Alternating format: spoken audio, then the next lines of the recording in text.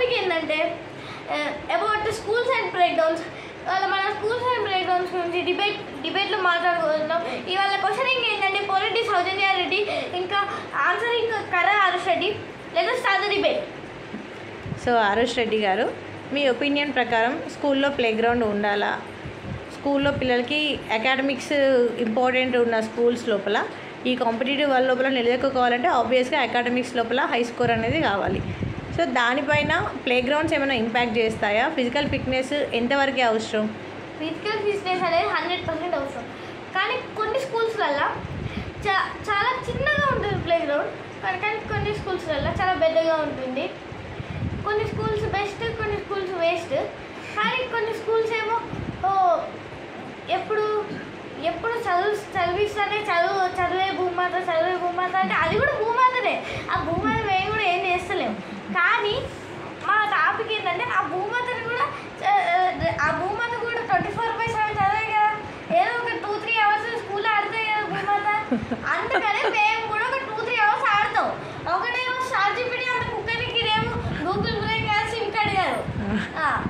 ఇంకా కొన్ని స్కూల్స్ అలా ఉంటాయి. కొన్ని స్కూల్స్ ఏమో రోజుకి 1 పీరియడ్ గేమ్స్ ఇస్తారు. అది best school in the world.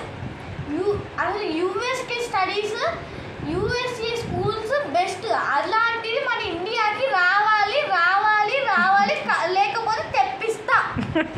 తమరు ఎట్లా తెప్పిస్తారు సార్? తమరు ఎట్లా తెప్పిస్తారు? అట్లుంటుందా?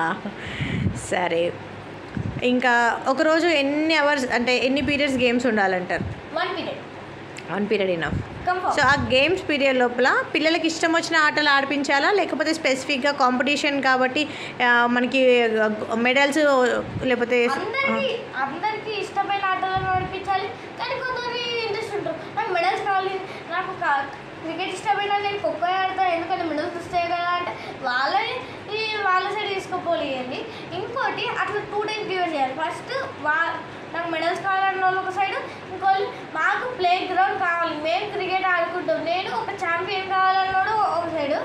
అట్లా వాళ్ళిద్దరు డివైడ్ అయ్యి ఎట్లన్నా ఆడుకోవాలి. అది అంటే ఇప్పుడు కొందరు మెడల్స్ కోసమే అంటే ఏదో ఒక పర్టికులర్ గేమ్లో ఇంట్రెస్ట్ ఉన్న వాళ్ళని అండ్ జనరల్గా ఏదైనా ఆట ఆడుకోవాలనే ఇంట్రెస్ట్ ఉన్న వాళ్ళని సపరేట్ చేయాలంటారు. ఇంకా ఇంట్రెస్ట్ ఇంకా సపోజ్ కొంతమంది చెస్ అంటే ఇష్టం, కానీ ఇంకా చెస్ వాళ్ళని కూడా ఎంకరేజ్ చేయాలి. అర్థట్లేదు. ఇప్పుడు కొంతమంది క్రికెట్ అని ఇష్టం, క్రికెట్ అని ఎంకరేజ్ చేయాలి.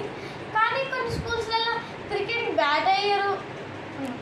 ఓకే, సో అంటే అకాడమిక్స్ లోపల ఏమైనా వెనుకబడి ఉంటారేమో అనే ఉద్దేశంతో కొంచెం అంటే ఇప్పుడు స్టూడెంట్ మైండ్ సెట్ ఎలా అవుతుంది అని అంటే, సపోజ్ మీరు అన్నట్టు డైలీ ఒక పీరియడ్ ఏదో ఒక పీరియడ్లో గేమ్స్ ఉంటాయి అని అనుకుంటే, ఆ ఒక పీరియడ్ గేమ్స్ పీరియడ్ ఎప్పుడు వస్తుందా అనే ఉద్దేశంతో ఆ క్లాస్లో కూడా ఆ ఒక గేమ్స్ పీరియడ్కి వెళ్ళాలి, ఆడుకోవాలనే ఇంటెన్షన్తో అసలు అకాడమిక్స్ మీద క్లాస్లో టీచర్ చెప్పేదాని మీద కూడా వినకుండా, కాన్సన్ట్రేట్ చేయకుండా ఉండే స్టూడెంట్స్ కూడా ఉంటారు. దీనిపైన మీ ఒపీనియన్ ఏంటి? అలాంటి స్టూడెంట్స్ మీద ఫస్ట్ ఏం చేయాలంటే, ఈరోజు గేమ్స్ అని అసలుకి చెప్పద్దు, ఎవరికి చెప్పద్దు. కానీ టైం టేబుల్ ఉంటుంది కదా ముందే. టైం టేబుల్ హిందీయో తెలుగు అని ఏదో పెట్టాలి. మళ్ళీ దాకా హిందీ మీద అర్జెంట్ అని ఎట్లా అని అట్లా ఎన్ని రోజులు మేనేజ్ చేస్తారు? మనం ఇప్పుడు క్లియర్గా గేమ్స్ ఉన్నదనే జాయిన్ అయినా మేము ఈ స్కూల్లో అని చెప్పేసి అంటారు. మరి అట్లాంటప్పుడు ఎట్లా? చైల్డ్ మైండ్ సెట్ గురించి చెప్తున్నాం మేము.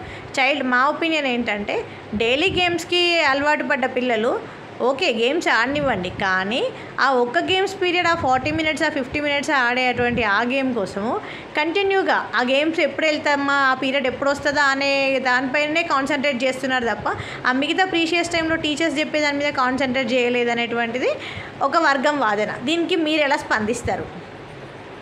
ఇప్పుడు నేను ఎలా చేస్తానంటే, అలా అయితే కొంతమందిని ఫస్ట్ సపోజ్ ఒకవేళ అనుకో నాకు స్కూల్ ఉందనుకో, నేను ఫస్ట్ పీరియడ్ అందరికి జిమ్ బాడీ ఎక్సర్సైజ్ ఉంటుంది. అందరూ అట్లీస్ట్ 1 hour కాదు, కొంతమందికి హై స్కూల్ పిల్లలకి 2 hours, ప్రైమరీకి ఒక 30 minutes 20 minutes అట్లా కంపల్సరీ చేయించి ఫస్ట్ వాళ్ళ ఎవ్రీడే 1 hour ఉంటుంది. అది ఎగ్జామ్ అయినా, ఫైనల్ ఎగ్జామ్ అయినా, యాన్యువల్ ఎగ్జామ్ అయినా, ఫేర్వెల్ డే అయినా, సండే కాదు అలా. ఇంకా అట్లాంటి కొంతమందికి అప్పుడు గేమ్స్ ఆడదామని ఉంటాయి కదా, అప్పుడే వాళ్ళు గేమ్స్ ఆడుకోవచ్చు. ఇక మళ్ళీ లాస్ట్ పీరియడ్ వాళ్ళు గేమ్స్కి వెళ్ళరు. లాస్ట్ పీరియడ్ ఏం చేస్తారు, కొంతమంది టీచర్స్కి లీజర్ ఉంటుంది కదా, అంటే అప్పుడు ఖాళీగా ఉంటారు కదా, ఆ టీచర్స్ వచ్చి వాళ్ళకి క్లాస్ చెప్పచ్చు.